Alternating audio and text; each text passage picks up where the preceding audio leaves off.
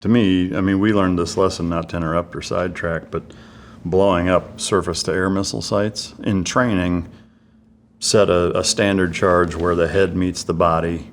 Yep. You know, or shoot it there with like an AT-4 or a Gustav round or whatever, and that initiates the ambush on the surface-to-air site. The very first time we blew one of those up and saw how much of a plume of toxic orange smoke goes into the surrounding area just from one rocket, taught us immediately is that's the last fucking thing you do. So to me, to tomahawk that and then move through it, like God knows what you guys were exposed to. Yeah, and I honestly think we were exposed. I have no honestly. doubt. Yeah.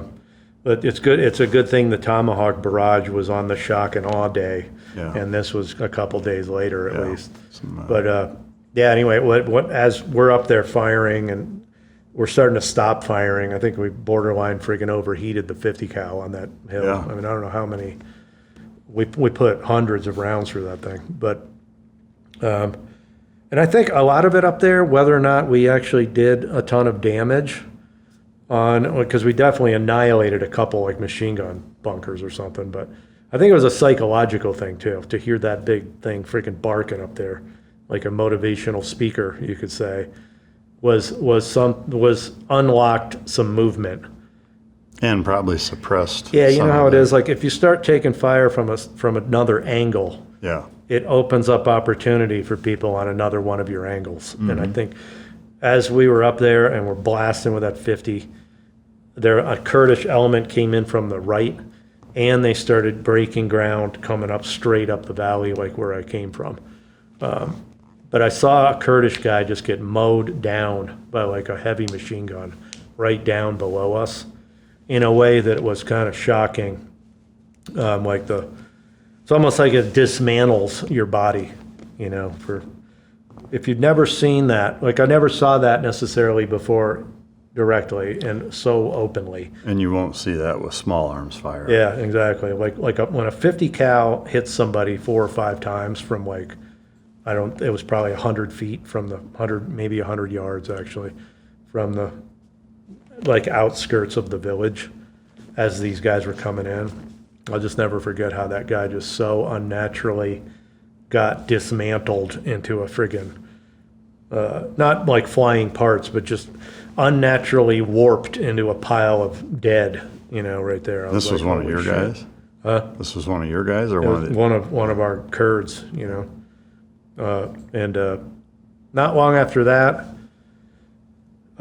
we ended up just going down. Essentially, that was kind of the main point of when it escalated, and then that was the climax, you could say. The 50 cal, and then us breaking through kind of that front line into the village, Kurds sweeping through the village. That was pretty much the main. It picked up later in another hour when we went further deeper towards Iran. But for that time being, that was kind of the mission success right there. We took Sargat, and we basically had secured it. So we grabbed the 50 cal, walked down the hill, and interestingly, the Kurds kind of shuttled us into this area where we were kind of under an embankment on the side of the road, kind of like how roads are like carved out in a mountain landscape. But we were hunkered down by the road with the chemical facility literally right there in front of us. We were 20 feet from it.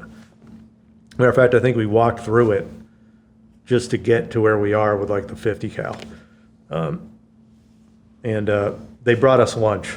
And I was saying before, this is how the Kurds are with us. And like they brought us, it was almost like charcuterie on like a giant platter. And it was like, basically it's time for the Americans to have lunch. And like, wow. Still some bullets flying. You know, you could say the Kurds were doing some cleanup around the edges. But there we were, we took a lunch break basically. And wild. Yeah, it's freaking crazy, man. A memorable thing at that point was when truckloads of wounded and dead Kurds were driving past our position. Like, you know, that had been wounded in this battle. And I remember like one of them having blood coming out like the back of the truck, like out of the back of the pickup. Wow. memorable kind of shit like that. And so after that, though, we ate our lunch and we picked back up and headed up the hill. So there was a secondary kind of objective to clear this. I'm trying to remember. The village was Daramar, I think.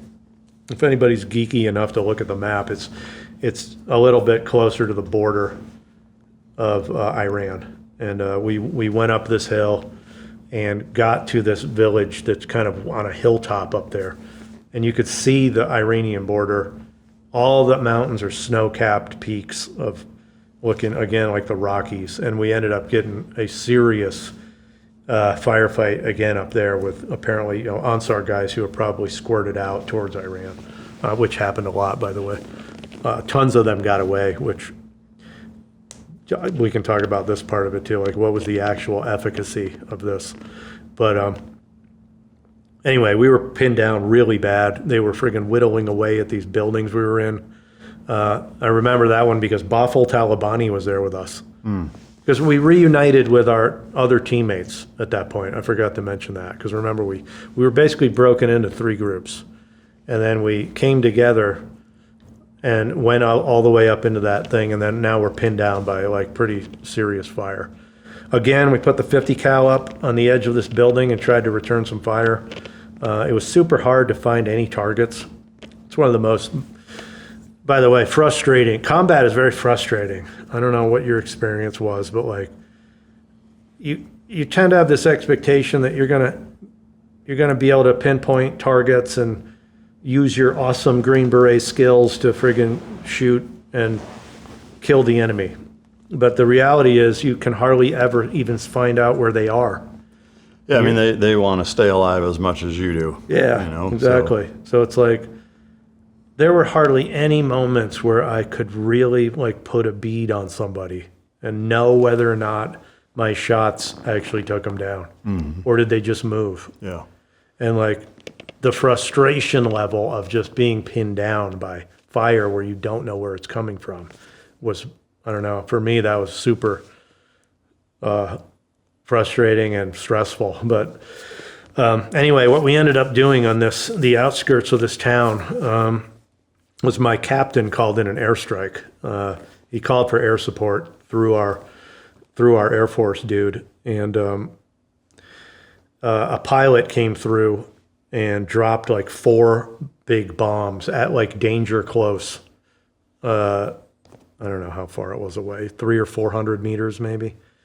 I'll never forget the boom of those. And just when the plane basically said like, bombs away basically, and we said you're cleared hot and all that shit.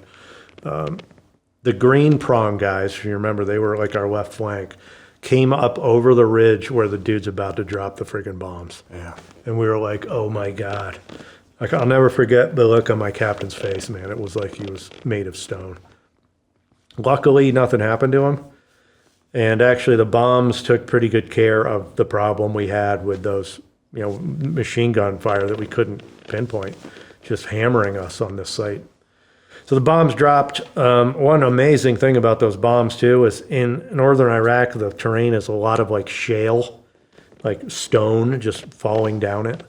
I think it's shale, but the bombs blew that stuff outward. So it sounded like artillery rounds flying through the air. So we were like, what the fuck is that? Almost like shrapnel. Yeah, and the Kurds were like, it's stones, basically. And this one dude who was actually manning a 106 millimeter recoilless rifle. But anyway, those bombs dropped.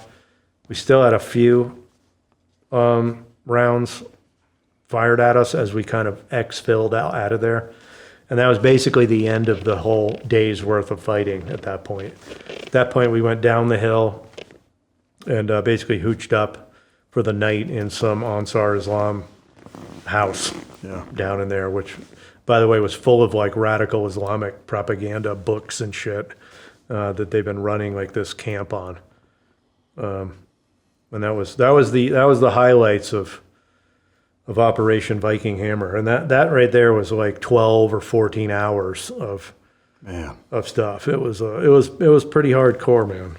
Dude, it sounds like it. I mean, it's like a movie in and of itself, just that one, Yeah, it was one operation. I mean, it's hard to just, I actually hate coming off as exaggerating shit. I'm actually afraid of it. You know what I mean? I don't want to sound like one of these posers, Yeah. Because there were moments where it wasn't total insanity during that time, but there were these spikes in the contact we made it was serious freaking business, man. Like, to me, it was a significant emotional event Yeah. that I will never For sure. I mean, I will never forget it. Let's put it that way. yeah, no, I can imagine. I mean, it's sitting on the edge of my seat just listening to it. Yeah.